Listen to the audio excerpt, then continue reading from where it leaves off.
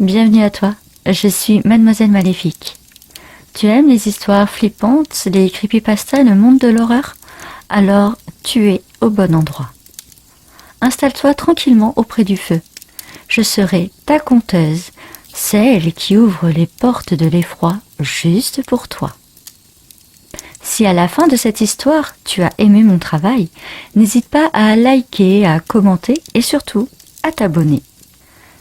Je te laisse à présent prendre un plaid, un cookie, pour découvrir une toute nouvelle histoire maléfique.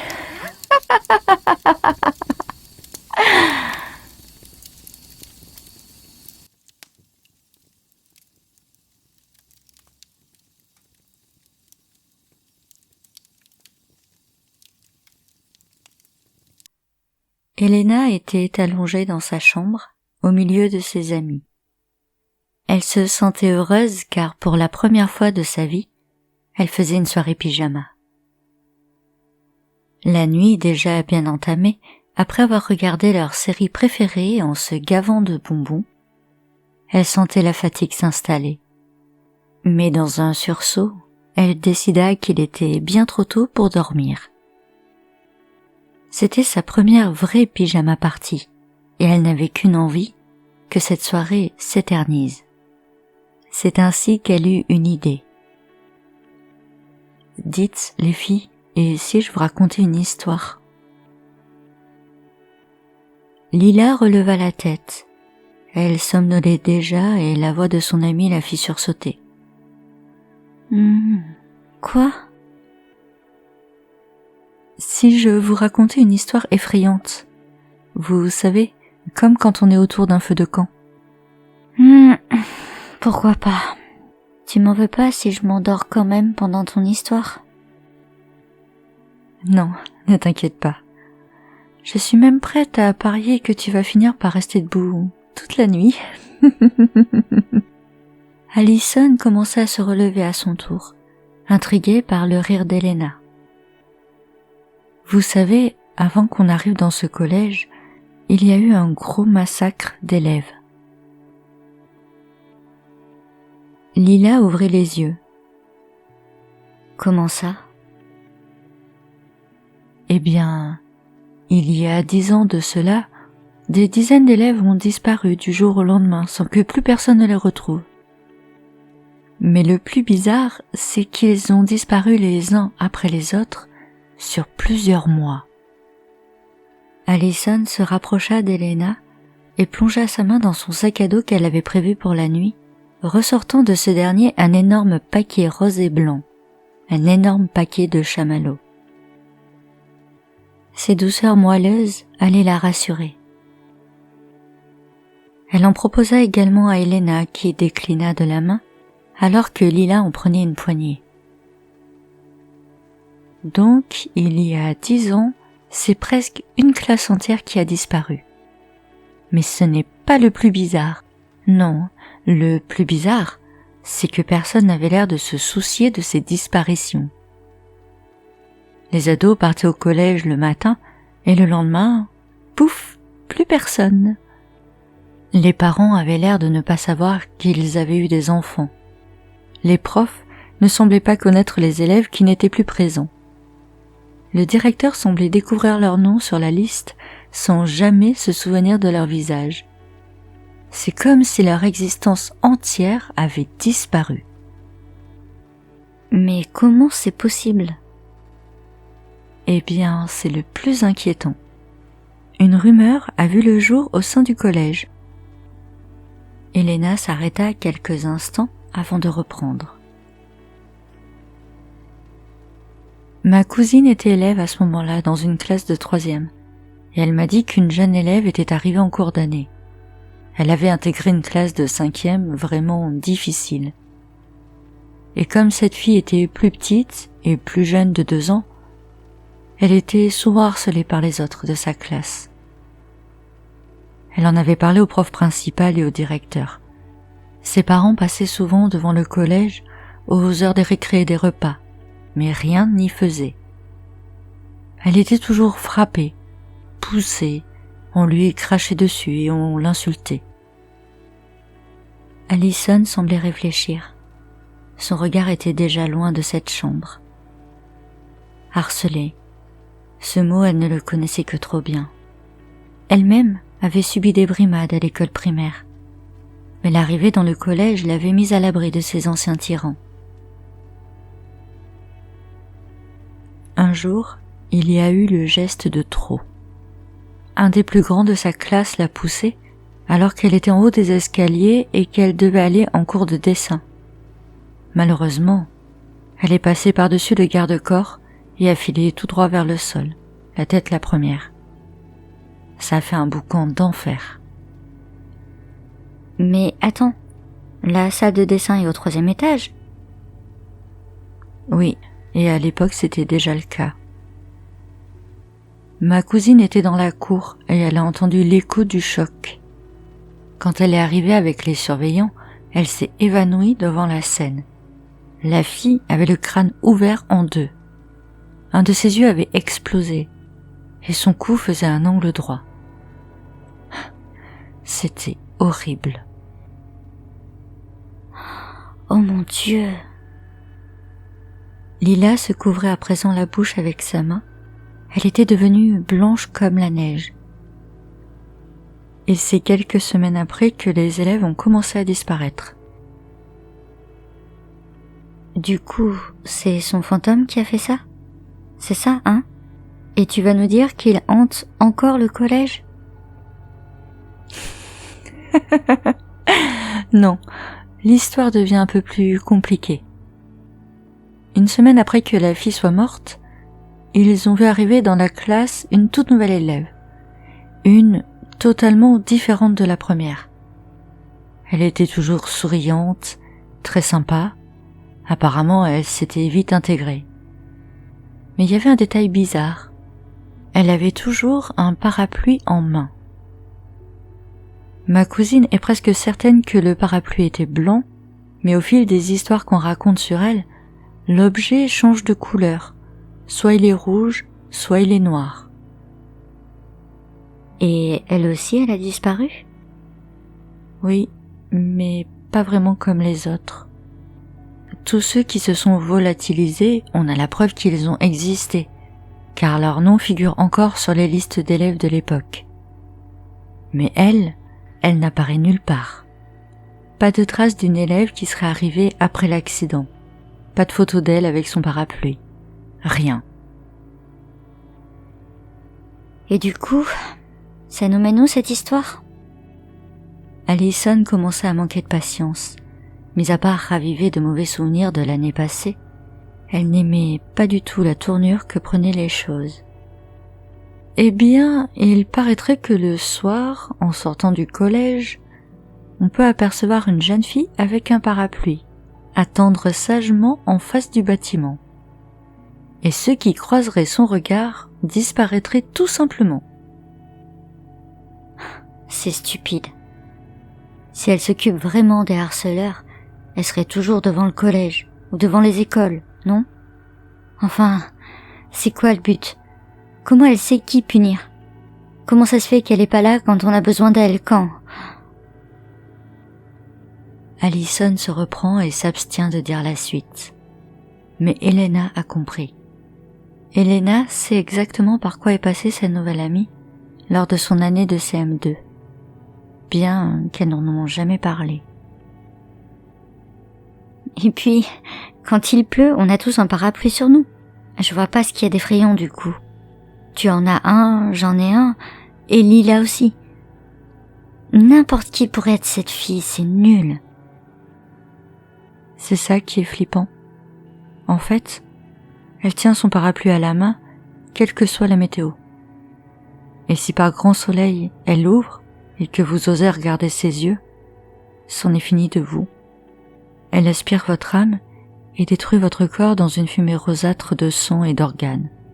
Et puis, plus rien ne subsiste de votre vie d'avant. Même les souvenirs de votre présence sur Terre sont effacés, à part les écrits ou les photos, mais cela ne représentera qu'un grand vide sans émotion pour ceux qui vous auraient côtoyé, même pour les parents les plus aimants. Vous ne serez plus et c'est comme si vous n'aviez jamais été. On dit également qu'elle serait là pour venger les élèves harcelés. Elle n'a pas de nom, mais la légende se nomme la fille au parapluie. Personne ne sait vraiment d'où elle vient, ni comment elle repart, ni si elle existe vraiment. Allison se rallongea. Elle était déçue. Finalement, cette histoire ne valait pas grand-chose. En son cœur, elle était certaine que cette histoire existait juste pour assurer ceux qui, comme elle, avaient vécu des horreurs sur les bancs de l'école. Elle se laissa bercer par Lila et Elena qui continuaient de discuter en chuchotant, jusqu'à s'endormir dans un sommeil sans rêve. Lila s'endormit à son tour, bercée par de nombreux cauchemars où nombre de parapluies couleur sang la poursuivaient dans des escaliers en colimaçon. Elena, quant à elle, se cala tranquillement dans son duvet. Elle souriait. Ses amis étaient à présent prévenus. Oui, il y a 10 ans, ce n'est pas moins de 23 élèves qui avaient disparu dans une classe, et cette année, cela allait recommencer. Elle avait été appelée en renfort par une maman qui avait un fils maltraité par les autres élèves. Un garçon trop timide, qui avait eu le poignet cassé 3 jours seulement après la rentrée par un plus grand en cours de sport.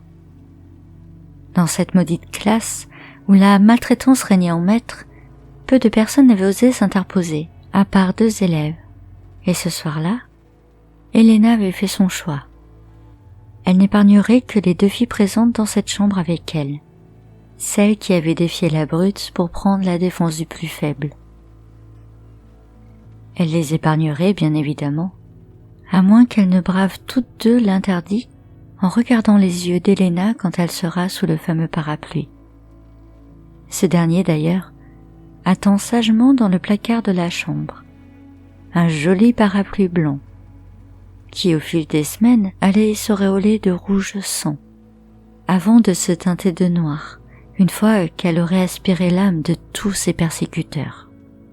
Puis, comme à l'accoutumée, elle disparaîtra à son tour, dans son temple, en haut de la ville, dans l'attente d'un nouvel appel de désespoir. Près de 200 ans qu'elle tient le rôle de la fille au parapluie. Mais quelque chose lui dit qu'avec la société actuelle, elle va bientôt avoir beaucoup plus de travail à présent.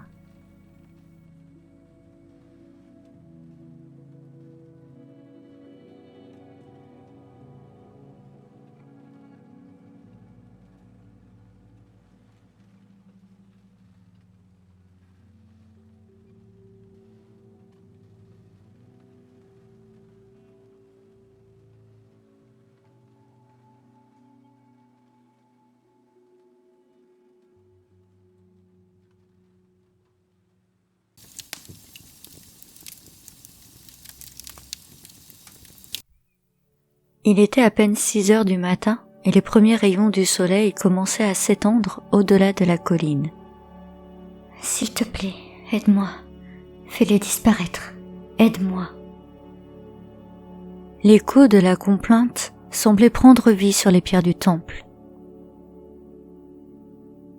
La douleur était telle que la jeune femme agenouillée devant la statue arrivait à peine à reprendre son souffle. « S'il te plaît, aide-moi. Je sais que tu existes. Viens à mon secours. » De longues minutes passèrent, remplies de larmes et de haine, avant que la femme ne se relève. 20 ans avaient passé, mais elle n'avait pas oublié que lorsqu'elle était au collège, sa classe avait disparu du jour au lendemain, comme volatilisée. Elle avait su alors que la rumeur n'en était pas une. Qu'il existait bel et bien une jeune femme capable d'annihiler les monstres persécuteurs qui régnaient dans les couloirs du collège. Elle frotta ses genoux poussiéreux et déposa une épaisse enveloppe devant la statue de bronze. Alors qu'elle franchissait les portes du temple, les larmes n'étaient déjà plus, bien que la fureur grondait toujours en elle. Lila avait passé les 20 dernières années en oubliant presque la légende de la fille au parapluie. Mais depuis quelques semaines, ses souvenirs avaient refait surface et étaient apparus comme une évidence, quand sa fille était rentrée la veille du collège, le visage rempli d'hématomes. 3 jours. 3 jours d'attente avant qu'Elena ne reprenne vie. Au fond de sa statue oubliée, elle avait ouvert les yeux, emplie d'une douleur intense et d'un mal-être absolu. Chaque plainte, chaque larme, était pour son âme comme un choc électrique, le même que celui d'un défibrillateur qui traverse un corps humain. Une douleur révélatrice de vie dans un endroit empli de mort. Elle hurla au fond du mannequin de bronze au fur et à mesure qu'elle se sentait tirée dans le monde des hommes. Elle ouvrit enfin les yeux, allongée et endolorie au pied du temple. Chaque fois, c'était la même chose. Elle souffrait beaucoup pour reprendre vie et s'apaisait seulement quand la mort la reprenait. Entre les deux, son fardeau, son expiation pour sa vie passée. Elle se redresse lentement et découvre l'offrande et la lettre déposées par son ancien ami. Des chocolats faits maison, des pâtisseries, un thé froid et des pages noircies de mots qu'elle s'empresse de lire. Je sais que tu existes. Je sais que tu es là. Je n'ai plus d'autre choix. Je me suis résignée à t'appeler. Les mots défilent sous ses yeux et des larmes commencent à poindre le long de ses cils. Lila explique tout, avec des mots crus et sans embâge. Elle explique être à présent une mère d'une jeune fille d'à peine 11 ans. Rentrée au collège, sa fille découvre la vie et l'horreur de la société scolaire. Elle se fait réprimander par ses semblables sans aucune raison. Une bonne note, une insulte. Elle lit dans la cour, on déchire le livre et on lui frotte le visage avec les pages. Elle marche dans les couloirs en frôlant les murs. On lui fait des croche-pattes et on la filme en larmes et en sang. On la ferme dans les toilettes, on la pourchasse dans les vestiaires, on la malmène devant le portail du collège, on la suit même dans les transports, l'inondant au passage d'insultes plus cruelles les unes que les autres. Lila a découvert récemment tout cela et bien plus. Un soir, en entrant dans la chambre de sa fille, alors qu'elle avait frappé à la porte, sa fille n'a pas eu le temps de remettre son pull. Et sous les yeux de Lila, un carnage. Sa si jolie fille n'était plus qu'un squelette rempli de bleu, de rouge et de noir. Des hématomes à différents stades d'apparition. Des côtes flottantes dans un t-shirt bien trop proche du corps. Sa fille s'est affamée pour mieux disparaître, pour mieux s'échapper de ce monde qui la tyrannise chaque jour. Ne pas manger pour ne plus être. Lila en a pleuré. Elle se doutait, bien évidemment. Les assiettes toujours pleines à la fin du repas, les pleurs qu'elle entendait lorsque la lumière du soir s'éteignait, les douleurs au ventre de son enfant chaque matin quand cette dernière devait prendre son bus. Elle se doutait, mais ne savait pas l'ampleur de l'horreur. C'est ce qui l'a finalement fait venir jusqu'au temple. La rage, la haine viscérale de tous ces petits monstres inhumains. L'envie de brûler le bâtiment scolaire et tous ces adultes qui lui avaient ri au nez. C'est l'âge, ça va passer. Il n'y a jamais eu de cas de harcèlement au sein de l'établissement. Ce sont juste des engueulades de gosses. Et puis, personne ne se plaint à part votre fille. Si ça ne lui plaît pas d'être ici, c'est à vous de la changer de collège. Voilà ce qu'ils m'ont répondu, droit dans le blanc des yeux, alors que je demandais de l'aide à l'équipe enseignante. Je t'en prie, je t'en conjure, aide-moi, aide-la, sauve-nous. La fin de la lettre était on ne peut plus claire. C'est ainsi qu'Elena se releva, puis, après une dernière gorgée de thé, appuya sa main sur l'une des poutres du temple. Une écharpe se planta dans son doigt et au contact de son sang, cette dernière s'allongea, se transforma, pour prendre l'apparence d'un grand parapluie blanc.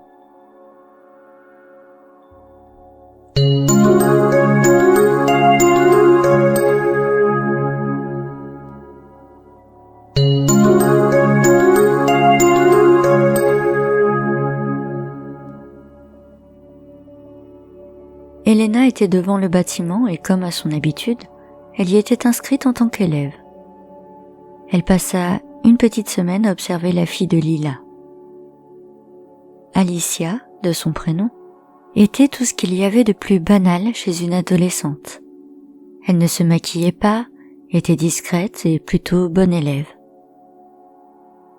Encore une fois, la base du harcèlement n'était due qu'à une jalousie quelconque d'une personne un peu populaire au sein du groupe. De là à comprendre le pourquoi de ces hostilités, de toute façon, ce n'était pas dans le contrat. Elena ne devait que remédier aux agressions gratuites qu'Alicia subissait. Elena, comme à son habitude, était joviale, attentionnée et souvent farceuse. Tout le monde l'appréciait, et cela lui permettait de manipuler l'attention des agresseurs pour qu'ils oublient durant quelques instants leurs victimes. Mais sans surprise, ils revenaient finalement toujours à la charge, agressant bien plus fort celles qu'ils avaient omis de maltraiter pendant quelques jours. Un matin, Alicia ne vint pas en classe. Elena était en cours d'histoire lorsque sa camarade de table lui glissa quelques phrases à l'oreille. Paraît que cette nuit, Alicia a tenté de se tuer. Elle a avalé une grosse boîte de cachet et il y a les flics chez le directeur. Elle a laissé une lettre. Putain, même là elle se rate. En plus, si dans la lettre elle a écrit des noms, on va se faire emmerder. Alors que clairement, c'est pas notre faute, hein. C'est elle. Elle avait pas qu'à être dans notre classe.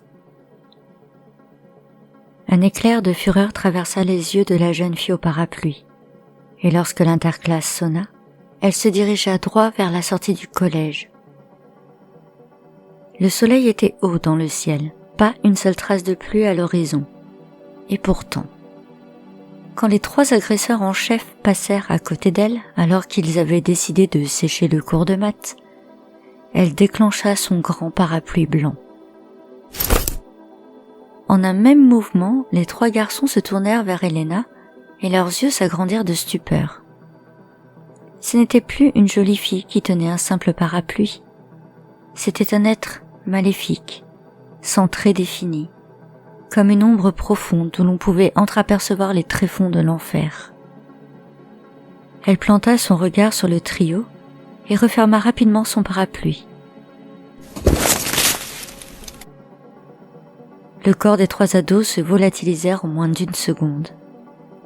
Ne subsistait plus qu'une fine ligne rouge sur le sol et des taches de sang sur le dessus du parapluie. Elena sourit, satisfaite. 3 de moins, plus que 24 autres à traquer. Chaque corps aspiré laissait une trace rouge sur le parapluie qui devenait de plus en plus foncé à mesure que les élèves disparaissaient. Les professeurs ne prenaient pas garde des absents. Personne ne les recherchait. Pas d'affiches dans les rues, pas d'alerte enlèvement à la télévision, pas de messages d'angoisse sur les réseaux sociaux. Rien. Un néant total qui convenait parfaitement à la jeune fille. En moins d'1 mois, la classe disparut entièrement. La lettre de son amie lui intimait l'ordre de se débarrasser également du corps enseignant. Mais ça, elle n'en avait pas le pouvoir. Elena dérogea cependant à une règle.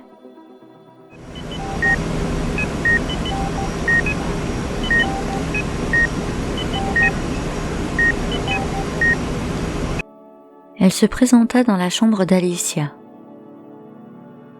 L'adolescente était toujours plongée dans un profond coma après l'absorption de ses médicaments.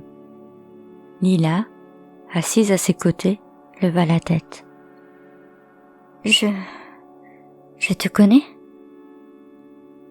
Elena répondit par un signe de tête. Mais comment est-ce possible? Tu n'as pas vieilli? Tu n'as pas changé? Non, effectivement. Elena tendit la lettre que Lila avait laissée au temple. J'ai effectué mon travail. Maintenant, je vais disparaître à mon tour.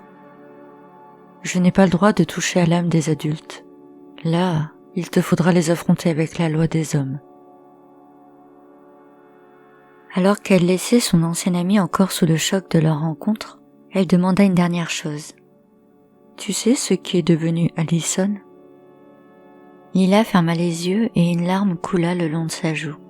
« Après ta disparition, nous avons vécu quelques années d'études plus simples, plus agréables.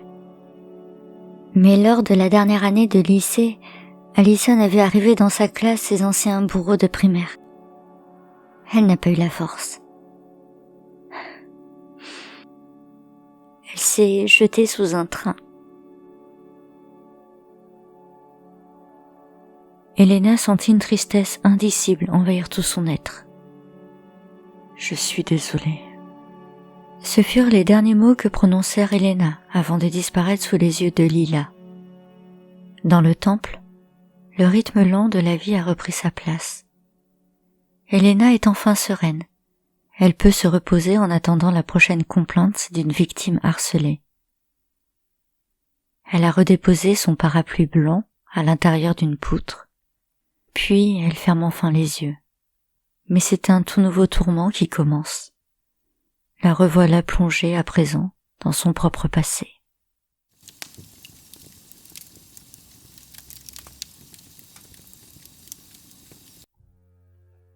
Elena était au fond de sa statue et les souvenirs de son passé étouffaient son âme. Elle fut projetée en 1620 dans un village dévasté. 13 ans, l'âge où tout a basculé pour Elena.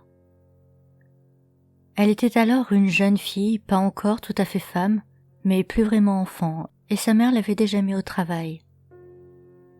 Mère célibataire, cette dernière tenait l'un des premiers magasins de parapluies, objet très peu répandu dans la région.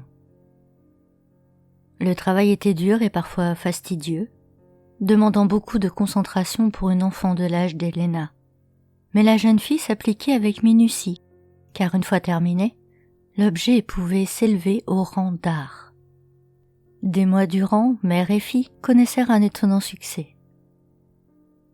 On vint de partout et parfois de très loin pour acheter les meilleurs parapluies de la carcassière abandonnée. Le fait qu'une femme seule, délaissée par son mari, puisse tenir d'une main de maître son commerce attira bien évidemment les rumeurs les plus folles. Et c'est ainsi qu'Elena découvrit pour la première fois la cruauté qui se cache en chaque homme. Souvent, l'adolescente descendait au centre du village pour exposer ses parapluies lors des jours de marché. Elle les ouvrait et découvrait dans le regard de ses futurs clients des étincelles de joie et un peu d'admiration. Les toiles, toutes peintes à la main, représentaient très souvent des scènes de la campagne, des moutons dans un pré, un berger proche d'un ruisseau, un âtre d'où rougeoyaient des flammes gigantesques. Ces jours-là, Elena se sentait grande, sûre d'elle et assurément très loquace. Et les soirs de marché, elle remontait toujours les mains vides et les poches pleines d'argent. Sa réputation et celle de sa mère n'étaient plus à faire, et la vie se fit plus douce, bien que la jalousie de certains ne pouvait s'empêcher d'éructer des insultes sur leur passage. Mais Elena n'en avait que faire. Après tout, cet argent, elle ne l'avait pas volé. Elle avait même travaillé bien plus dur que toutes ces péronnelles qui se pensaient supérieures à elle.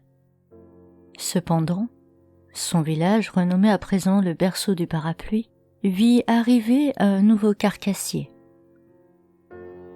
Ce dernier achetait des toiles et des baleines au-delà des océans et ne faisait qu'un simple assemblage du produit.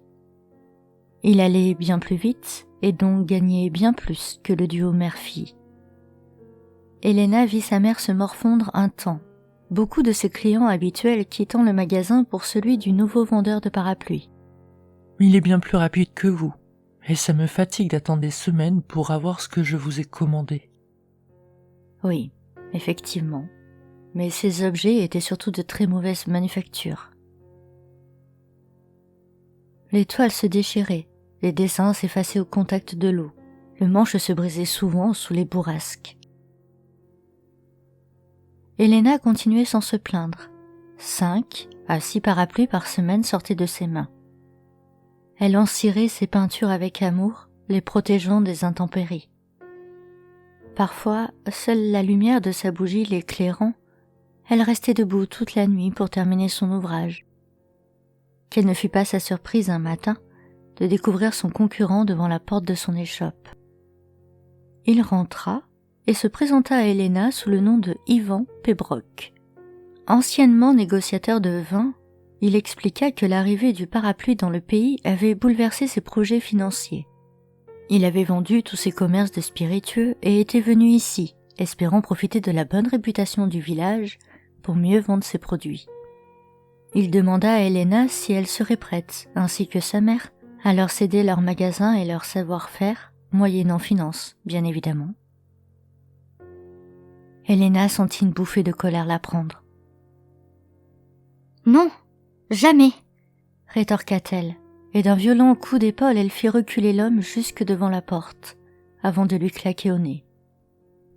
L'homme, vexé de se faire malmener par une gamine effrontée, attendit la mère et tenta de négocier avec la matriarche. Là aussi, il n'eut pour toute réponse qu'un rire de la femme qui le toisa de son regard. Ma fille et moi-même faisons de la qualité quand vous faites de la quantité. Jamais le nom de mon magasin ne sera associé à un homme tel que vous, qui préfère la brillance de l'or à celui de l'art. Yvan n'avait pas dit son dernier mot, et elle n'était pas née, la femme qui se jouerait de lui. Il fomenta un plan qui allait changer à jamais la vie d'Elena. Il fit venir du continent asiatique une toute jeune fille, presque de l'âge d'Elena, une esclave qu'il paya cher pour ses connaissances. Elle avait été élevée dans un temple qui fabriquait des ombrelles vendues aux plus riches héritiers du pays. C'est ainsi que Mei arriva par bateau un matin de printemps, quand le soleil commençait à inonder la vallée. À peine installée au village, elle fut mise au travail par Yvan, qui espérait renouveler son stock de parapluies en les transformant en ombrelles, et ainsi dépasser le duo de concurrentes qui lui faisait toujours de l'ombre. Mei se rapprocha d'Elena un jour de marché. L'âge ou l'innocence de l'enfance, elles semblèrent s'accorder sur plusieurs points communs, bien qu'elles ne parlaient pas la même langue. Mais l'amitié comme l'amour est universelle, et les villageois virent naître une amitié sans faille entre les deux adolescentes. Yvan avait l'air d'accepter les liens qui se formaient entre les deux filles. Il prenait ça même avec une certaine gentillesse, dont Elena aurait dû se méfier.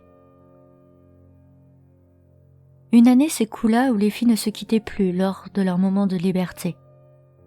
Et c'est tout naturellement que Mei fit découvrir l'art des ombrelles à Elena, quand cette dernière lui montrait ses secrets de fabrication pour élaborer des produits de grande qualité. Mei venait de fêter ses 14 ans, et elle commença à s'éloigner de sa jeune amie. Elle ne venait plus au rendez-vous, ne lui adressait plus la parole sur les marchés, et pire encore. Un matin, sur l'étal d'ombrelles, Elena vit apparaître l'une de ses dernières créations. Un magnifique parapluie blanc, aux manches de bois noir, un dessin de taches rouges sombres comme le sang qui semblait danser sur la toile en ciré. Elena traversa la place, prête à en découdre. Mais Yvan s'interposa entre les filles. Il hurla sur Elena devant l'assistance, proférant des injures, hurlant à qui voulait l'entendre que la gamine avait tenté de voler ses secrets en se rapprochant de sa jeune apprentie. Qu'Elena et sa mère étaient toutes deux des femmes démoniaques, faisant des messes noires et offrant leur corps à des vagabonds de passage. Mei détourna le regard face à son ancienne amie alors que cette dernière se faisait battre à coups de canne par Yvan. Elena ne se réveilla que quelques heures plus tard sur le sol froid de la place. Elle était contusionnée et du sang coagulait sur son crâne. L'homme l'avait laissée pour morte au milieu de la foule, qui en avait profité pour dévaliser son étal de parapluie.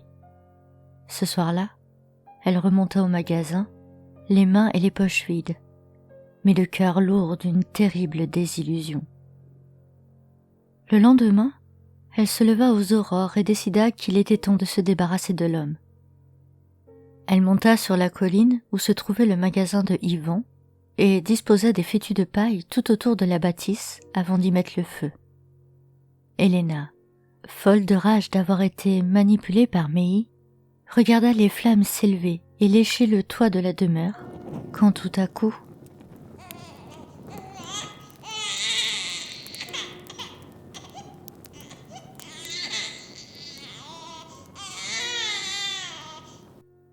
des pleurs de nourrissons transpercèrent le silence du matin. Helena ne les entendait même pas. Elle était totalement hypnotisée par sa folie meurtrière et voulait seulement faire disparaître Yvan et Meï, ceux qui avaient volé à la fois son art et son cœur. Ce que la jeune fille ignorait, c'est que l'enfant qui hurlait à travers les flammes était le fruit d'un acte abject du carcassier envers son ancien ami. Voilà pourquoi Meï s'était éloignée, par honte, par chagrin et par peur. Elle avait été contrainte d'offrir ses connaissances à son immonde maître, et bien plus encore, donnant naissance à un bâtard qu'elle s'était mise à aimer malgré tout, et qui avait servi de chantage à Yvan pour connaître tous les secrets qu'Helena avait délivrés à Meï. Pour sauver son enfant, elle avait donné les noms des matières, des fournisseurs, la méthode de fabrication du duo concurrent.